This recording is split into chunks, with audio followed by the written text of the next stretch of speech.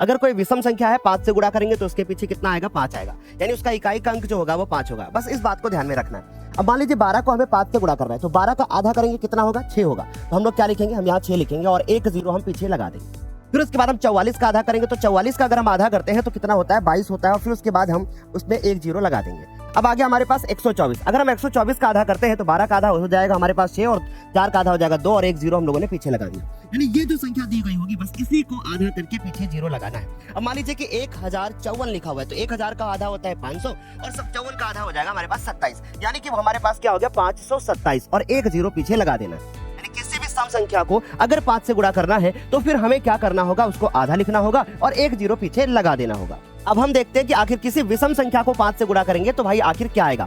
अगर विषम संख्या है 5 से गुणा कर रहे हैं तो इकाई का अंक क्या होगा, 5 होगा। बस इस बात का ध्यान रखना है। अगर 13 को 5 से गुणा करेंगे तो भाई आखिरी में इकाई का अंक कितना आएगा, 5 ही आएगा। तो हम लोगों ने यहाँ पे क्या लिख दिया, 5 लिख दिया। अब 13 के पहले कौन सी संख्या आती है, वो होती है 12। 12 का आधा कर दीजिए, आ गया हमारे पास आंसर कितना, 65।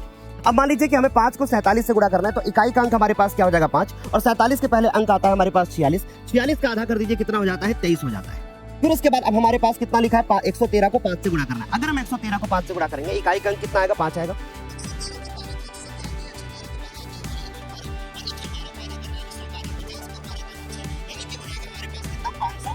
क्योंकि 112 का आधा कितना है, 1055 लिखा हुआ है हमारे पास। 1055 यानी इसके पहले आएगी संख्या हमारे पास 1054। 1054 का भी आधा किया था, आया था हमारे पास 527 और एक पीछे हम लोग 5 लगा देंगे। अब आपको कमेंट करके बताना है कि भैया अगर हम 354 को 5 से गुणा करेंगे तो आंसर कितना होगा। जल्दी से बताइए कि ये ट्रिक कैसी लगी आपको।